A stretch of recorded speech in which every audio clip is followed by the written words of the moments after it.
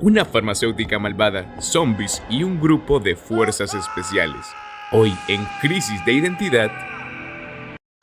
Resident Evil. Han transcurrido ya 27 años desde que por primera vez Chris Redfield y Jill Valentine incursionaron en la enigmática mansión Spencer, dando nacimiento a todo un género en los videojuegos. La entrega inicial sentó las bases para el futuro de los survival horror, con inspiración tomada de trabajos como Sweet Home y Alone in the Dark. Y la experiencia se centra en gran medida en la supervivencia. La mansión Spencer se presenta como un espacio desolado y sombrío, donde la muerte puede estar al acecho en cada rincón. Y aunque los protagonistas son parte de un equipo de fuerzas especiales, los recursos son escasos y cada proyectil tiene su peso en oro. Por esta razón, el juego prioriza la exploración e indagación de las estancias y corredores de la mansión, dejando los encuentros con zombies y otras criaturas, producto del siniestro conglomerado Umbrella, en segundo plano.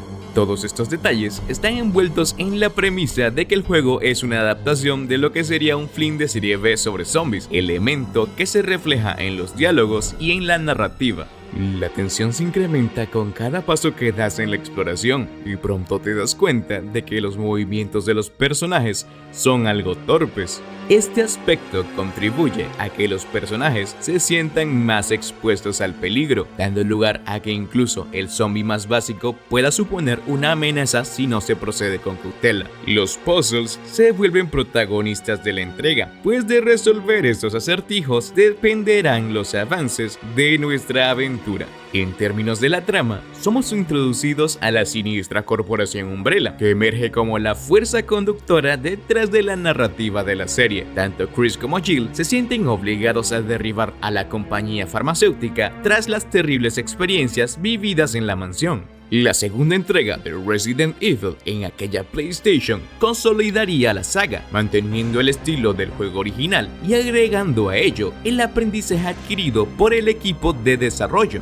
siguiendo el aterrador viaje de Leon y Claire, manteniendo su tono de película de serie B y agregando aún más clichés de apocalipsis zombie. Sin embargo, al cambiar el escenario a la ciudad mapache, la atmósfera del juego se modificó ligeramente. En términos de jugabilidad, la comisaría de Raccoon City se asemeja a la mansión Spencer, ambos con un patrón común en la serie, una antigua estructura llena de secretos y acertijos para resolver. En este juego, la narrativa de fondo se expandiría, proporcionando a la corporación Umbrella más identidades y grupos específicos, creándose un rostro más concreto para los enemigos principales de la serie, un aspecto que faltó un poco en la primera entrega. No mucho después, Resident Evil 3 Nemesis también vería la luz del día, aunque los fans lo recuerdan con cariño, no logró el mismo éxito que su predecesor, que muchos consideran el mejor de la serie. Esta tercera entrega se percibe casi como una extensión del juego anterior, ya que en su origen era un Gaiden, una entrega no numerada. Con Jill Valentine a la cabeza, Nemesis profundizó en el concepto de un perseguidor persistente introducido por Mr. X en Resident Evil 2. Serás perseguido por esta criatura desde el comienzo del juego, y se hizo un esfuerzo para destacar aún más las calles de Raccoon City. Estos tres juegos conforman la trilogía original, pero tras su resonante éxito en PlayStation, se produjeron dos acontecimientos cruciales para la serie y su trayectoria. Capcom otorgó la exclusividad de la siguiente entrega, Code Veronica, a Sega y su consola Dreamcast, que como es bien sabido, resultó en un desastre comercial, arrastrando a esta entrega de la saga con ella. Simultáneamente, Shinji Mikami concluyó que para aumentar el éxito en Occidente, la serie necesitaba inyectar más elementos de acción. De ahí nace Code Veronica, tal y como lo conocemos.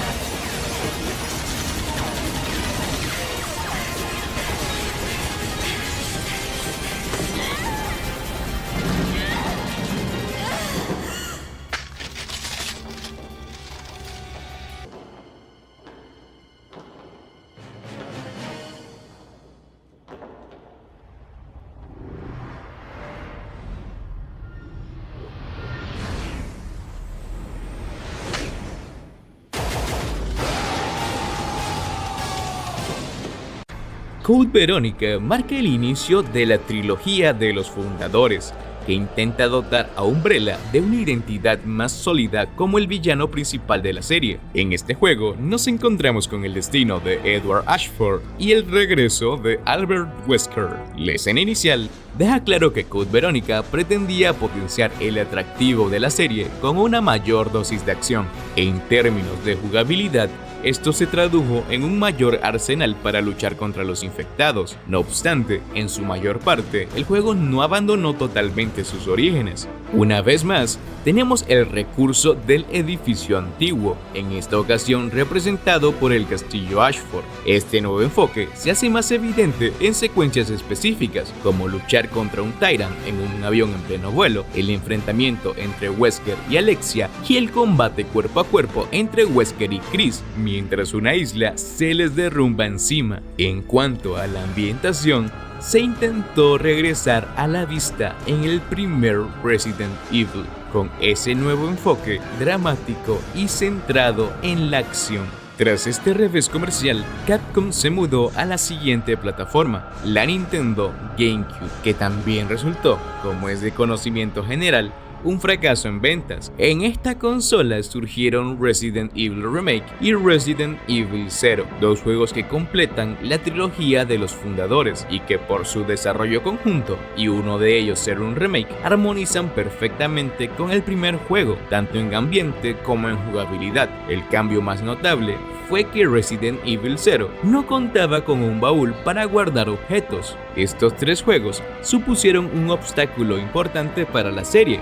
A pesar de que Resident Evil Remake puede ser considerado el mejor remake de todos los tiempos, la elección de hacer las entregas exclusivas afectó negativamente las ventas. Ante esta situación, Shinji Mikami asumiría el control del proyecto de Resident Evil 4, que pasó por alrededor de 4 desarrollos diferentes, y se atrevería a apostarlo todo a esta nueva visión de la saga centrada en la acción. Finalmente, Resident Evil 4 llegó a la GameCube y más tarde ese mismo año se realizó una versión para la PlayStation 2 de Sony. Este juego dividió a los fans y todavía hoy genera gran debate. En mi opinión, Resident Evil 4 es el equilibrio perfecto entre acción y el clásico survival horror, aunque no se puede negar que es la entrega que nos llevará finalmente a la crisis de identidad de la saga, siendo el primer juego de la trilogía moderna. Desde una perspectiva narrativa, el juego comienza con la noticia de que Umbrella ha sido cerrada. En un giro anticlimático, el juego se deshizo del villano y motor de la serie hasta ese momento, que también se había convertido en un icono de la cultura popular. Por lo tanto, al principio, la única conexión de este juego con la serie es que el protagonista es el mismo que en el juego más popular de la saga, Leon Scott Kennedy. Él llega en la calidad de un agente especial, siendo el primer protagonista que no se siente vulnerable en toda la serie. En términos de ambientación, esta es claramente distinta al típico apocalipsis zombie de antes, por momentos recordando a la película La Masacre de Texas. Además, mantiene ese estilo de Code Veronica de presentarse como un blockbuster de acción, en lugar de las películas de serie B que las primeras entregas intentaban emular. Pero sin dudas, es como todo esto se manifiesta en la jugabilidad lo que realmente distingue a este juego de las entregas anteriores. Comenzamos con un juego de disparos en tercera persona que mantiene los movimientos de tanque de las entregas originales, pero ahora con una cámara al hombro. El hecho de que Leon sea un agente especial se traduce en la habilidad de utilizar sus destrezas de combate durante la aventura, permitiendo enfrentarse a los enemigos usando solo tu fiel cuchillo junto con una serie de patadas, suplex y cualquier movimiento que Leon considere necesario. Esto contribuye a reforzar la sensación de que Leon no está en peligro y en cierto sentido hace de Leon un personaje que busca ser cool. Los enemigos comunes ya no son zombies o experimentos, sino un culto localizado en alguna montaña de España, que más tarde descubriremos que está bajo el control de un parásito llamado las plagas. Como es un juego de disparos, la escasez de munición de las entregas anteriores podría ser un problema, por lo que en este juego la munición es más abundante y se puede recolectar de los enemigos caídos. A pesar de esto, se intentó mantener los elementos de gestión de recursos. En esta ocasión, gestionando el espacio de tu inventario para obtener el máximo beneficio. Siguiendo esta línea de acción, mientras que en las entregas anteriores eludir el conflicto y disparar solo cuando era necesario era la norma, en Resident Evil 4 el combate se convierte en el centro de la experiencia. Elementos como la exploración y la resolución de rompecabezas, aunque no se descartan por completo, su protagonismo es notablemente menor que en las entregas originales. Por ende, a lo largo del juego te encontrarás frecuentemente en situaciones donde debes enfrentarte a multitud de enemigos, con la tensión de esta entrega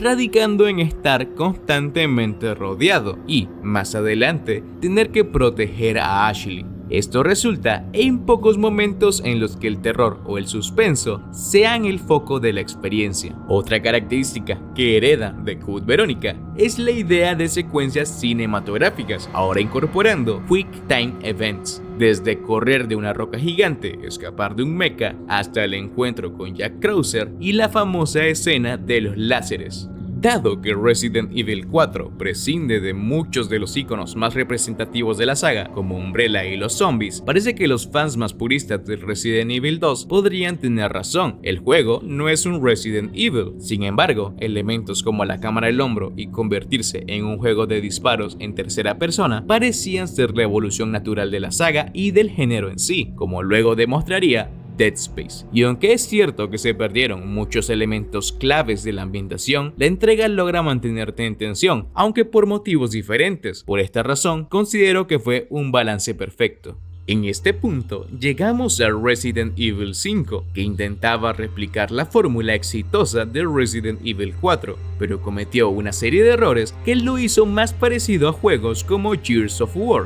Estamos ante un juego de enfoque cooperativo, que, aunque pueda parecer opcional e insignificante, cambió totalmente cómo se experimenta el juego. Durante tu aventura, Shiva te acompaña constantemente, un personaje que en general es tan capaz como Chris de lidiar con las amenazas que encuentran, eliminando cualquier sensación de soledad y vulnerabilidad que el jugador pueda sentir al enfrentar lo desconocido. También, debido a esto, se incrementó la cantidad de munición que dejan caer los enemigos, lo que minimiza aún más las consecuencias de disparar o malgastar balas en comparación con Resident Evil 4. Además, se eliminó la necesidad de administrar tu propio inventario, ofreciendo una versión simplificada con menos espacio que debes compartir entre los dos personajes. Adicionalmente, a lo largo de varias secciones del juego, se destaca que Chris puede convocar el apoyo de las fuerzas de la BSAA en cualquier momento, y por supuesto, no podemos olvidar la serie de secuencias de Quick Time Events, todas orientadas a la acción y el espectáculo visual. Este juego reintroduce a los villanos clásicos como Wesker y el esperado Oswald Spencer, que es asesinado casi de inmediato. La prematura muerte de Spencer fue un golpe bajo para aquellos que habían anticipado su regreso desde el original Resident Evil, y sirvió como evidencia de que la saga quizás estaba descuidando su reverencia hacia sus propios íconos. Eso sí, hay un punto positivo: los tres miembros de los grupos Stars se reúnen en este juego. En cuanto a la jugabilidad, el juego es muy similar a Resident Evil 4, aunque tal vez se excede un poco en las batallas contra multitudes de enemigos. Además, Chris y Wesker finalmente tienen su enfrentamiento en un volcán activo. Este juego bien podría haber servido como cierre perfecto para la saga, resolviendo todos los hilos sueltos que quedaban en la historia desde el primer juego. Sin embargo, por razones desconocidas, Capcom decidió seguir adelante con el lanzamiento de Resident Evil 6. A veces puede que seamos un poco duros con este juego, pero Capcom ciertamente no se ha ganado muchos favores. Resident Evil 6 es un espectáculo en sí mismo: secuencias con Quick Time Events, monstruos gigantes, explosiones, tiene de todo. El problema es que Capcom parece haber olvidado por qué tomó ciertas decisiones en el pasado, comenzando con el regreso de los zombies, que a estas alturas de la historia, Leon debería ser capaz de manejar con facilidad, y eso es más o menos lo que sucede. A pesar de la reintroducción de un enemigo icónico, cualquier amenaza que podrían representar es prácticamente nula, algo que Capcom ya sabía, de ahí que en Resident Evil 4 los enemigos no fueran zombies, Siguiendo con la campaña de Chris, si Resident Evil 5 ya se parecía bastante a Gears of War, ¿por qué no hacer que toda la campaña de Chris sea esencialmente un homenaje a Gears of War, con enemigos armados y un conflicto bélico? En lo que respecta a la campaña de Jake, presenciamos el retorno de un enemigo tipo Nemesis. Sin embargo, Capcom parece haber olvidado lo que hizo a Nemesis tan icónico, ya que este nuevo enemigo queda relegado a la sombra de aquel formidable Tyrant. Jake, siendo esencialmente un superhumano e hijo de Albert Wesker, te hace preguntarte por qué se ve obligado a huir de este enemigo, cuando claramente tiene los medios para confrontarlo. En cuanto al escenario, imagina que estás inmerso en una película de la franquicia Rápidos y Furiosos, pero sin la presencia de automóviles. Respecto a la trama, de alguna forma Umbrella reaparece, pero no es realmente Umbrella. Los villanos son desconocidos para todos,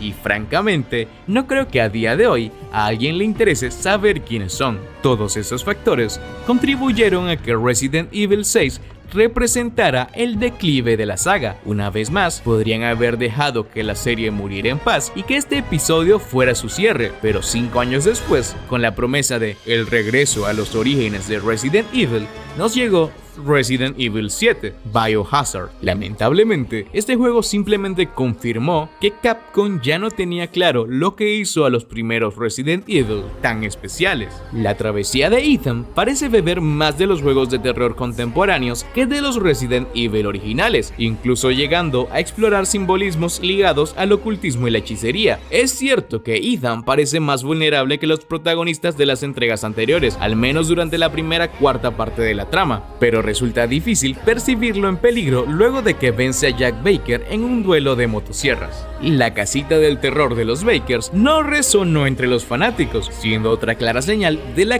crisis de identidad que la saga estaba atravesando. Capcom tuvo que exagerar la explotación de sus personajes para atraer la atención, como ocurre con Chris en el DLC. Luego vendría Resident Evil Village, prometiendo una experiencia que evocaría a Resident Evil 4. Sin embargo, Village también resultó ser un desastre monumental. Empecemos por lo evidente. La variedad de criaturas en Village parece ser más apropiada para una historia al estilo Van Helsing, recordando a los enemigos que uno podría encontrar en un Castlevania. El castillo Dimitrescu intenta replicar la magia de un antiguo edificio lleno de secretos, pero nuestra estancia en él es tan efímera e intrascendente que carece de interés. El resto de las secciones son un auténtico caos, desde las marionetas poseídas en su solitaria casa en el bosque hasta la inmensa refinería de Magneto, a quien enfrentaremos en una batalla de mechas. Antes de seguir, debería mencionar que estos juegos intentaron, al menos en cierta medida, poner énfasis en su exploración, pero su inherente linealidad afecta seriamente este aspecto. Probablemente notaste que desde Resident Evil 4 dejé de mencionar los acertijos como parte integral de la experiencia, ya que se volvieron meramente anecdóticos, un leve guiño a su existencia en las entregas anteriores. Durante Resident Evil 7 y 8, aunque ciertamente regresan, continúan siendo un elemento anecdótico, casi forzado en la trama. Por toda esta